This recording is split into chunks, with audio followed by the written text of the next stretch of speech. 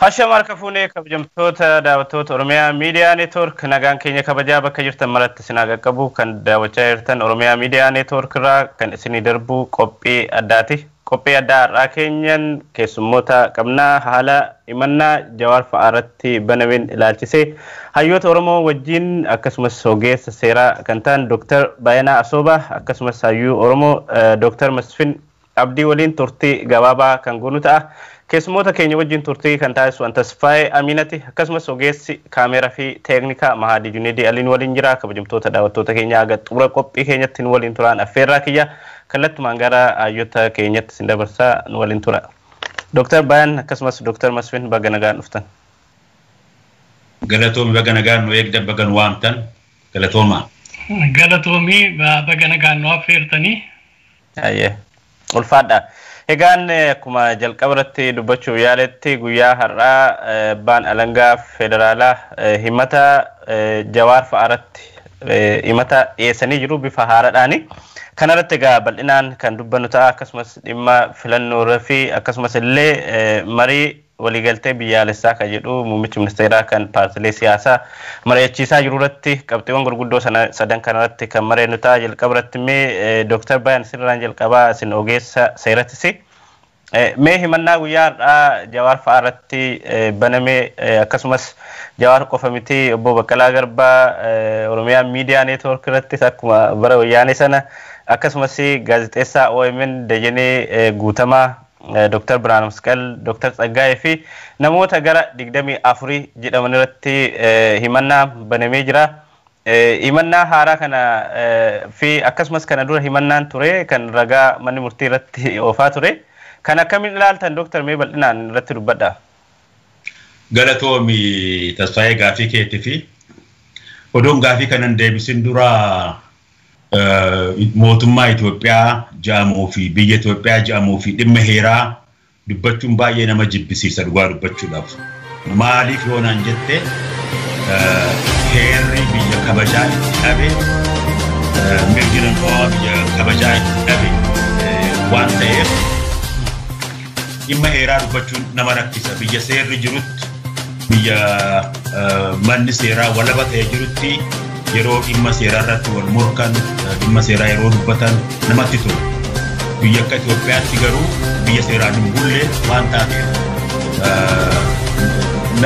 namatti hin tolu waa'ee seeraa dubbachuun. Ta'ullee immoo haa dubbatu dhaggeeffattoota keenya. Gaafiin dhaggee himannaan haaraa namoota hedduurratti guyyaa kaleessaan nutti fakkaata. Attorney General Itoophiyaa dhaabanee ilaala.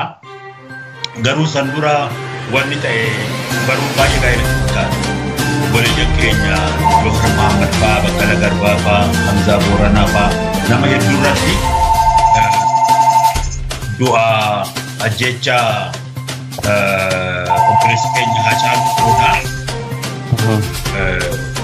hidhamanii himannaan irratti dhiyaate ragaan dhoksaadhaa gidduu duuba taa'ellee ragaa itti bahan ji'a lamaa ol fakkeessi hin deemaa.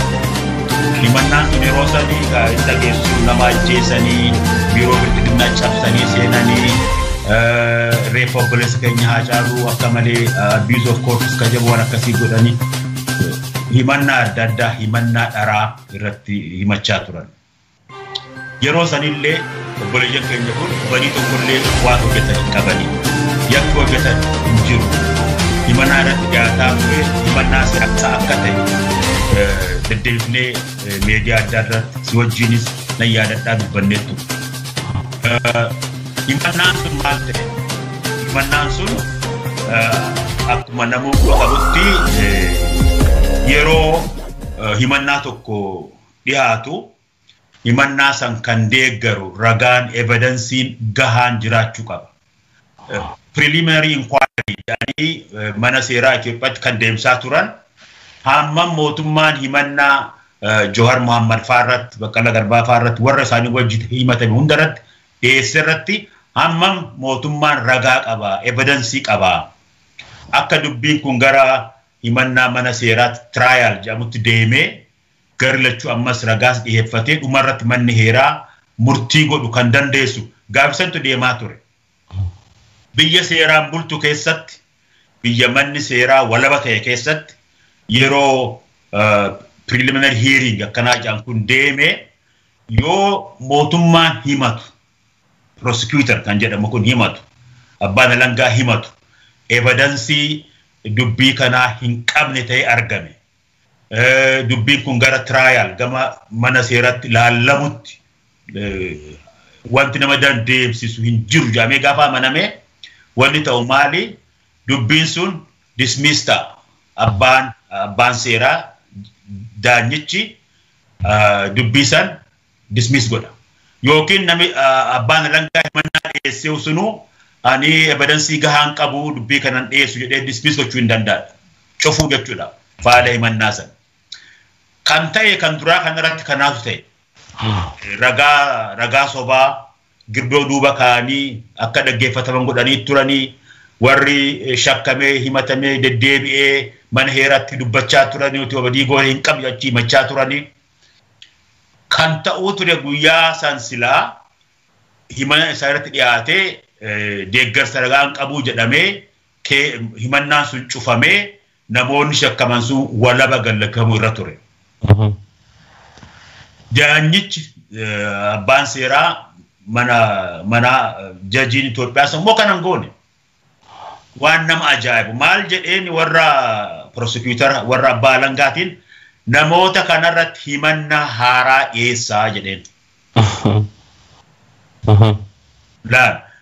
Tokkoffaa jajiin waan akkasii hin godhu jechuun abbaan seeraa walaba ta'e kan nama mootummaa himatus himata dhiyeeffates warra shakkames lachuu ija qixaan laalee yoo deeggarsa seeraan jiraatin ragaan gahaan hin jiraatin dhimma san cufu ta'uu irra ture malee mootummaaf baabsee lakkii himannaan hangammaa dhiyeessitan kun ragaan qabu himannaan kun gara fuulduratti deemuu hin danda'u himannaa biraa banaa jedheen jechuudha.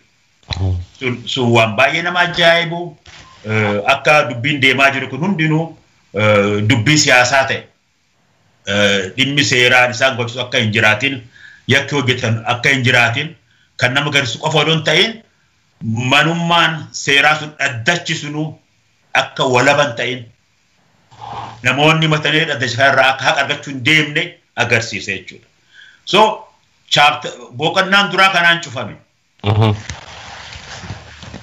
Wanni ji'a lamaaf deeme sun horiin guddaan itti ba'ee obboleeyyan keenya kun mahedhaati deddeebanii mana dhaddachatti dhiyaatanii yeroo sun hundinuu himannaan sun himannaa dharaati jennee jalqabarraa ka himaa turre san dhugoomse jechuudha. Yeroo abbaan seeraa sun himannaa biraa dhiyeeffadhaa jedhuun kaayinan hubadhee himannaan hammammaa dhiyeeffattan kuni himannaa dhaabbachuu danda'uu miti himannaa ragaa qabuu miti isin hin baasu gatee jechuudha.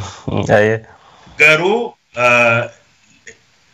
dismiss gochuu labsuu irra ture jajiin suni summary judgment jedhu yeroo biyya heeraan bultutti prosecutoriin himannaan dhiyeeffattan kun himannaa ragaa qabuu miti yeroo keenya ittiin gubnu gara himata guddaatti trial deemuu hin dandeenyu cufne jechuu irra ture labsuu irra ture abbaan seeraa sun labsuu isaa ani hin dhageenye garuu himannaa san cufe kan nama jechisiisu deemaa himannaa biraa bultii 10 keessatti banaa jedhee ajaje sanirraa ka'eetan himannaan sun kufee jedhee jechuudha. Cufame kajuu labsaan hin dhageenye tarii labsuun abbaa seeraa sun ni mala garuu himannaa biraa banaa gaafa jiru himannaan qabdan kun himannaa gatii qabuu miti himannaa ragaa deeggaru qabuu miti faayiliin dhimma kanaa cufame jechuutti fudhadhe. Dooktar himannaa lammaffaa irratti isinitti deebi'a yaada Dooktar Masfiin fudhanne himannaa lammaffaa kun bal'aallee ta'uu danda'a yaada isaanii immoo fudhee isinitti deebi'a afaan warrannaa qabadha. Dooktar Masfiin isin gama keessaniin akkamiin argitan keessumaa bara TPLF keessa Oromiyaa Miidiyaa Neetwoork himatamee ture Jawaar himatamee ture namoonni hedduu shororkummaadhaan himatamanii turanii akkuma waliigalaatti waan amma har'a bahe kan akkamiin argitan isin? Ani mee kana duraan dursee waa'ee shororkummaa kana har'aa haasofnu. Biyya Itoophiyaa jedhamtu sana keessatti akka nani beekutti bara dargiis ta'ee bara wayyaanees ta'ee har'as ta'ee shororkeessaan mootummaadha. Manni heeraasaas meeshaan poolisiin inni qabus meeshaan adda addaa qabu hundumtuu walitti makameeti shororkeessummaa geggeessa. Har'aan tana Oromiyaas ta'e guutummaa Itoophiyaa keessatti shororkeessaa ta'e kan jiru kan shororkeessummaadhaan gaafatamuun irra jiru jiraate mootummaa Itoophiyaati. Koloneel Abiy yeroo mootummaa aangoo dhufee fudhate nutu shororkeessaa ture warri IPRDF jedha. Mootummaan irra jirus mootummaa IPRDFidha. Maqaa geeddaratee gadi aadaaf hojii isaa tokkollee hin geeddaranne. Utuu Koloneel Abiy mootummaatti hin dhufin dura shororkeessaadhaan eenyutu hidhamaa ture, eenyutu seera shororkeessummaadhaan maneedhaa keessatti gidiramaa ture, eenyufaatu ajjeefame, eenyufaatu naafa dhabe jennee yeroo gaafannu qabsaa'ota bilisummaadhaaf qabsaa'an, qabsaa'ota dimokiraasiidhaaf qabsaa'an, mirga namummaadhaaf qabsaa'anidha kan hidhaatti ugguramaa turan. Har'as seera shororkeessummaadhaan kan mootummaan shororkeessu seerri silaa kan lafa seerri silaa nama hundumaa kan walqixxummaatti ilaalee mootummaanis yoo balleesse mootummaas kan adabu kan ta'u irra ture. Garuu meeshaa mootummaan ittiin nama cunqursu seerri kun akkanaan hin ilaala. Kanaafidha kan yeroo hundumaa deddeebinee namoota lakkoomsa tokkoffaa IPRDF keessatti shororkeessummaadhaan gaafataman instituushinii akka OMN kan shororkeessummaadhaan gaafatan nutu sin shororkeessaa tureedhe Koloneel Abiy mataansaa kan inni jedhe mataansaa utuu jiru har'ammoo isaanoo mataa isaanii ilmaan Oromoo warra bara sanas du'atti faraduudhaaf barbaadaa turan warra bara sanas mana hidhaa iddoo alleetti ugguraa turan har'as ugguraa sana keessa jiru mana hidhaa sana keessa jiru. Mana rifoormii gochuudhaaf kaaneedhan manni heeraa rifoormidii hin taane ta'uudhaafis hin danda'u akka isaan qaban kanatti aadaa paartii sanaa jalatti wanti hojjetu hundumtuu geeddaramuu hin danda'u biyya sana keessatti. Kana beekuun nurra jira. Namni achi keessatti guddate, namni achi keessatti mootummaa kana keessatti guddate, mootummaa IPRDF jalatti guddate of geeddara inni yaaduun of gowwoomsuudha. Kanaaf yaani namni tokko wabiidhaan akka gadhiifamu abbaan heeraa murteessee poolisiin gara biraa fuudhee yeroo inni deemu yeroo arginu sila abbaa heeraatu ta'eeti abbaa seeraatu ta'eeti yookaan daanyaatu ta'eeti namicha isa deebisee qabee sana fuudhee hidha ture. Ijoollummaa kiyyatti na yaadadha mana hidhaatiiti namooti badan abbaan kiyya abbaa seeraa ture mana hidhaati bannaan namicha mana hidhaa sana geggeessu mana hidhaatti ergee jechuun amma namicha sana fiddutti hin ba'uu jedhee maaliif kuni manni seeraa namanni nama gadhiise namni tokko fuudhee qabee hidhuu danda'u mana heeraa jalaa nama ba'e tokko deebistee atiniitu har'aan kana akka xabaati Finfinneetti gadhiifame Buraayyuutti hidhamee Buraayyuutti gadhiifame Sulultaatti hidhamee jedhu kuni xabadha. Xaba kana keessa galleerra. In fact kan bara wayyaanee illee fakkeessaan isaa baay'ee xabisaa xinnoo ishee kan namatti fakkeessu qaba. Inni ammaa garuu xabisaa baay'ee kan nama gaddisiisudha. Biyya sun garamitti akka isheen deemaa jirtu kan nu agarsiisudha. Mootummaa irra warri jiran kan isaan hin hubanne tokkotu jira. Aadaa akkanaa eega hubanii booddee aadaa kana deebisanii korreektii gochuudhaaf yookaan sirreessuudhaaf baroota dheeraatti fudhata. Wanta isaan amma hojjechaa jiran ijoollee keenyatti akka ni darbu gochuudhaaf kan nama rakkisudha. Nama ajjeesuu bara dargii barsiifame. Ajjeesaan sun amma ammaatti itti fufee jira. Bara wayyaanee seera dabsuun calqabame. Aadaan sun babal'atee guddachaa jira. Kan na gaddisiisu biyyi sun akka itti fufuu hin dandeenye gochaa kan jiru mootummoota akka ta'edha. Kanaaf anamma seera kanaan gaafatamanii seera kanaan qabamanii seera kanaan hidhamanii bor wanta gara biraa dhufuu danda'a. Maaliif diraamaa kanaan dura argaa turre nama meeqattidha kan isaan du'a itti murteessanii gaafa mootummaatti ba'an Koloneel Abiyyi fa'aa warrumti isaan hidhan deebisanii nutu dogoggoree nutu shororkeessaadha mootummaa keenya shororkeessaa eega turanitti itti gaafatamuu turre ture mana hidhaatti lixa seenanii isaan seera sanaan. Warri shororkeessituudha ofiin jedhanii gaafa sana afaan dammaatiin haasa'anii arraan tana seeruma isaan baasan sanaan silaa itti gaafatamuu turanii utuu biyya seeraa ta'eeti. Kana hubachiisuu man barbaada galatooma. Galatooma Dr. Masfin. Dr. Bayan mee kan jalqabaa irraa jalqabdeetti haa deebinu himannaa kana duraarraa dubbachaa turre gara ji'oota lamaan darban mana murtiitti Jawaar fa'aa deddeebi'aa turanii keessumaa ragaa golga duubaa yookaan magaalajaa bastajarbaa jedhamu sanaan ragoonni ba'aa turanii bu'aan sunillee maalirra qaqqabe oofishaalee wanti beeksisan hin jiru. Sun akkuma jiru totoo jiru yeroo ammaa kana immoo himannaan biraa banamee jira. Himannaa guyyaa har'aa guyyaa kaleessaa dhaga'ame kana immoo akkamiin ilaalaa jirtu kanarraa maaltu hubatama? Iddoo galatoomi san dura waa'ee reefu obboleessi Masfin tokkoon jajjabeessuu barbaada. Heeraan bulmaata yaada jiru biyya heeraan bultu the rule of law kan jedhamu kana addunyaan akka hawaasni tokko tasgabbaa'ee wal to'atee haqa argatee kaballees adabamee jiraatuuf tolfatan.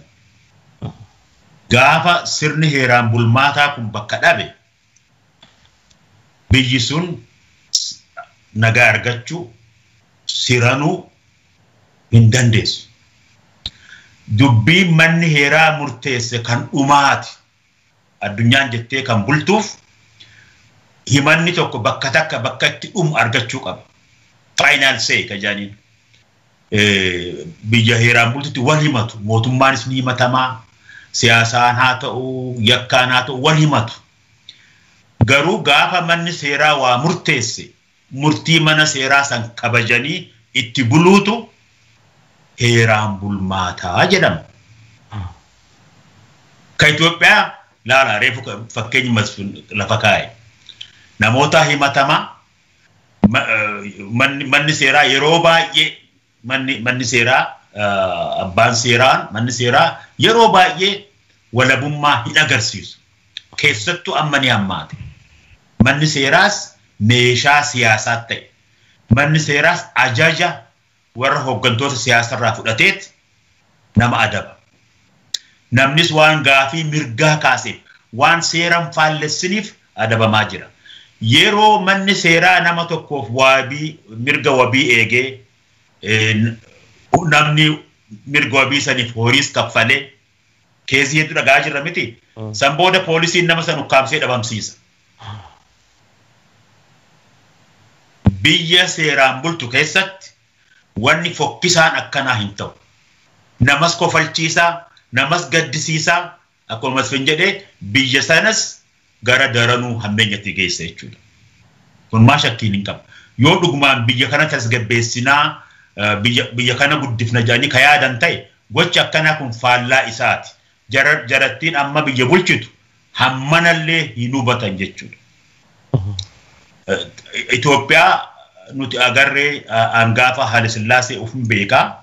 Gaafa Haile Sillaasee amma barumsa balbala 8 baradhee fixeen jira.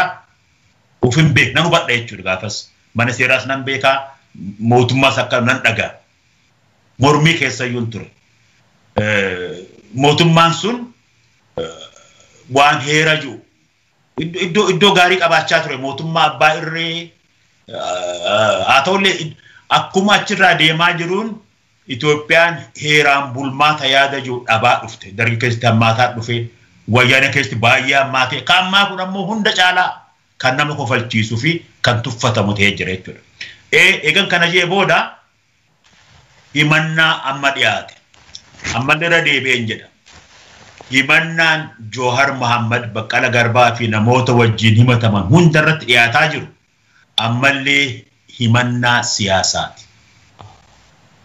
gaafii siyaasaati malee jarri kun yakka hojjatan ka seeraan isaan gaafachiisu hin jiru. Amma wanni ta'ee yakki duraan by the way reefu masfin abiyyi maqaa dha'e abiyyi gaafa dhuguma gaafa jalqabu shororkeessummaan nu ijee ragaa ofitti ba'e. Ragaa ofitti ba'e keessaa tokko ammas nuti kana boodaa jedhe akka wayyaaneen ganna 27 gootetti nama hiinee yakka ittiin barbaannu dura qoranneet yoo yakki beekame nama hiinaa jedhe. Waadaan sunis ziiroo ta'e hin kabajamne. Ammas kan tahaa jiru namoota kana hidhaniit namoota kana wanni hidhaniif sababa siyaasaati. Keessattuu hooggantoota Oromoo ka Oromoon jaalatu ka Oromoon kabaju waan ta'aniif hidhan. Gara filmaataa deemuu waan hawwaniif Joohar faa wajjin Baqqalaa Garbaa faa wajjin warra ABO kana hooggantoota ABO kana wajjin dorgomanii filmaata mo'uu akka hin dandeenye Abiyyi faan hubatan.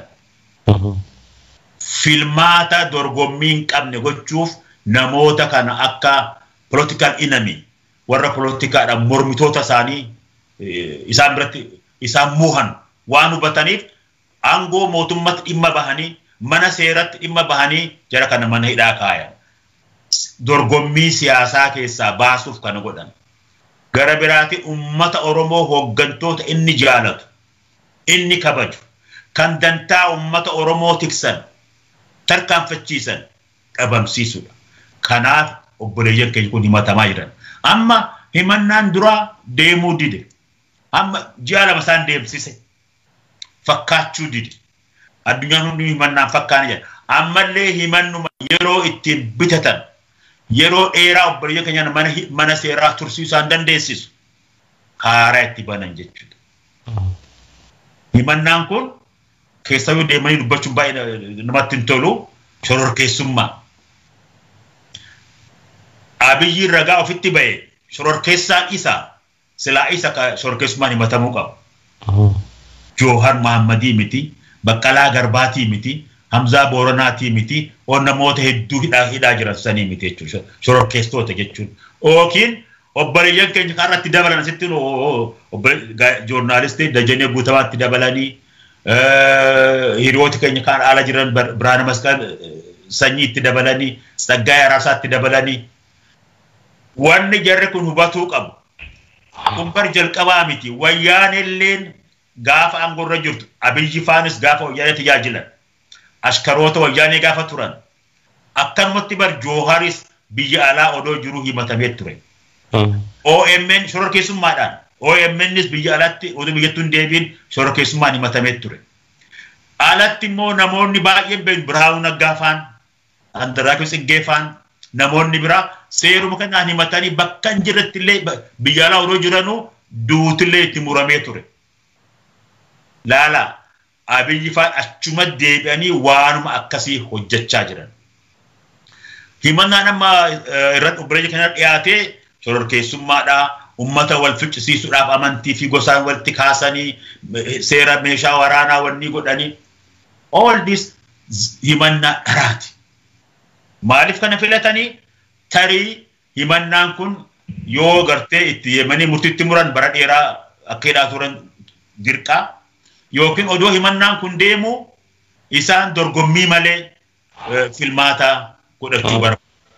Waliigalatti himannaan amma dhiyaates ka duraanitis akka faran jettutti devoid of legal or factual merits jet faranjiin himannaa kanaatiin devoid of factual or legal merits maal jechuudha himannaan kun hundee haqaallee hin qabu hundee seerallee hin qabu himannaa dharaati himannaan akkana gatamuu qaba himannaan kunis ammallee siyaasaaf dhiyaate himannaa siyaasaati akkasumatti hubatamuu qaba malee akka himannaa seeraan yakki hojjetamee sila yakki hojjetamee jiraate himannaan kun dhiyaate akkamitti amma shororkeessummaan kun ummata walitti kaasuun kun heera meeshaa waraanaa isaanii faallessuun kun akkamitti dhugaa kan ta'in dhugoomsuudhaaf carraaqe sila abukaatoo sila an ta'e yookiin yakki isin yakka kanaa kanaan hin ta'u jettee falmatta waan akkasiitii miti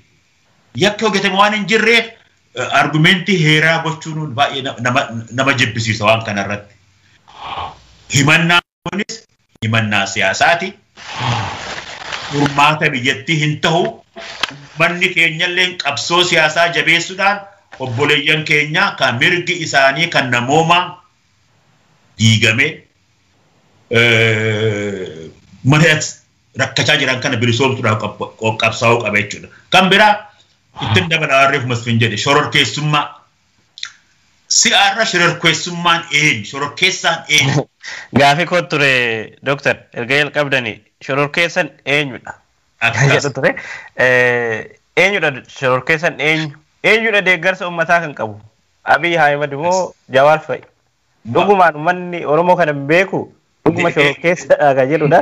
Itti fufaa erga jalqabdanii. Laali deeggarsa uummataatiin uummanni hundi ni beekaa namatti himuu nurra jiru. Shororkeessaan eenyu? Shororkeessummaan bari akeeka siyaasaa ofii bakkaan gahachuudhaaf tarkaanfii shororkeessaa raawwachuu jechuudha. Akeeka siyaasaa maal jechuudha? Amma fakkeenyaaf ka'anii yoo xayyaara guban, ka'anii boombii yoo dhukkaasan bakka uummanni wal gahee jirutti uummata akeeka siyaasaa bakkaan gahachuudhaaf shororkeessummaa dhimma itti bahuun shororkeessummaa jedhama. Eenyu har'a Itoophiyaa keessatti akeeka siyaasaa isaanii kufe ni tursiifanna jedhanii kan uummata shororkeessaa jiran eenyu? Abiy duratti ragaa ofitti bahe. Ganna 27 shororkeessaan nuyi mootummaa EPRDF jedhe. Amma immoo gochuma san Abiy caalaa itti fufee jira. Akkamitti? Ajjeechaa uummata Oromiyaa keessatti ta'u laala.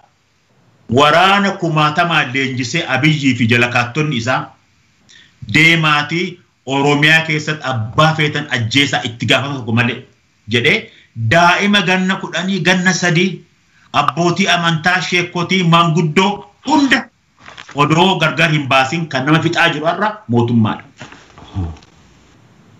Shororkeessummaa jechuun kana. Nama Oromoo kumaatamaan lakkaayamu badii tokko malee kan mana hidhaatti walitti qabee hidhaa jiru mootummaa shororkeessummaa jechuun kana. Amma immoo dheenatti waan ta'e beektaa mootummaan inumaa hattuu shiftaa ta'e. Abiy Ahmed waraana isaatiin deemaatii uummata irraa horii isaa madhaa jiraadhaa jedheen. Kunoo jalqaban. Namni amma horii kushatti qabatee deemuu bakka sodaatu ga'e jechuudha. Walii galatti human security kan jedhamu kana namni biyyaa iggitii namoomaa dhabee kan jiru sababa shororkeessummaa mootummaa Itoophiyaatiin. Kan sodaatamu har'a Jawaar Mohammad miti. Kan sodaatamu Abiyyii fi waraana isaati. Manni seeraa poolisiin nagaa keenya mirga keenya eega jedhamu kana har'a kan uummata shororkeessaa jiru. Gabaabaatti shororkeessaan Baqqalaa Garbaafaa warra qabsoo nagaatiif jireenya isaanii guutuu hojjetee miti. Jawaar Mohammad ka yeroo hunda qabsoo nagaa tarkaanfachiisuu miti. Jawaar Mohammad ka yeroo hunda waliigalteedhaaf iyyaa turee miti shororkeessaan. Shororkeessaan har'a gargar foo'ee discriminatory policy Oromoo irratti hojjechaa kan jiru mootummaa Abiy Ahmedii fi warra isaa wajjin hojjetu jechuudha. Gabaabaatti shororkeessaan ammallee durillee mootummaa Itoophiyaati. Uummata kanaan rakkatu miti jechuun barbaada. Galatooma Dr. Bayan. Dr. Masfimee qabxii lama sin bira fidaa tokko kanama nama shororkeessan eenyu ka jedheedha jalqaba irratti illee dubbattanii turtanii gaafii kiyya waan ta'eef biran darbu shororkeessan eenyudha kan jedhu eenyutu uummata shororkeessaa jira amma Oromiyaa keessatti haa ta'u akkuma gaanfa Afrikaatti yeroo ammaa kana uummata kan shororkeessaa jiru eenyudha uummanni Oromoo kana hin beeku gama biraatiin deeggarsa qabachaa ture Abiy Ahmed iddoo adda addaatti yeroo darbee karaa TV'tiinis dubbii taasiseen dhuguma Abiy Ahmed immoo Jawaar fa'itu deeggarsa uummataa qaba uummanni Oromoo kana hin beeku gama biraatiin filannootti deemaa jirra yeroon keenya waan deemaa jiruuf gaafii sinitti baay'isaa jira filannoo gochuuf akka deemaa jiran dhagahamaa jira filannoo akkamiitu deema bakka gaggeessonni dhaabbilee siyaasaa manadhaa jiranitti dhuguma filannoo wayituu ni ta'a qabxii kana sadan irratti mee yaada keessan nu qooda. Mee konseptii yookaan immoo ilaalcha shororkeessaa jedhamu kana yeroo laallu seerri shororkeessaa biyyoota guddatan biyyoota dimokiraasii biyyoota seeraan bulmaataa keessa jiru keessatti yeroo bahu shororkeessaa kan seera shororkeessaa kan isaan ittiin adabuudhaaf barbaadanii uummata xiqqoo baay'ee nama xiqqaa ta'etu uummata nagaan jiraatu uummata seeraan jiraatu uummata jireenya nagaa jiraatu uummata qajeeltootti jireenya isaa jiraatu irratti jeequmsa gruupiin xiqqoon tokko yeroo humtuti jara kana fringe element warreedhaman jara kanatu political objective isaanii yookaan immoo yaada politikaa isaanii humnaan sabarratti fe'uudhaaf yeroo isaan ka'anitti jara kanaa shororkeessitu jetta. Har'aan tana biyya Itoophiyaa keessatti biyya sana keessa harka 70 kan ta'u command postii jala jira wattaadara jala jira mootummaa jala jira beegaluuf nagaa hin qabu akkuma Dr. Bayyaan kaasee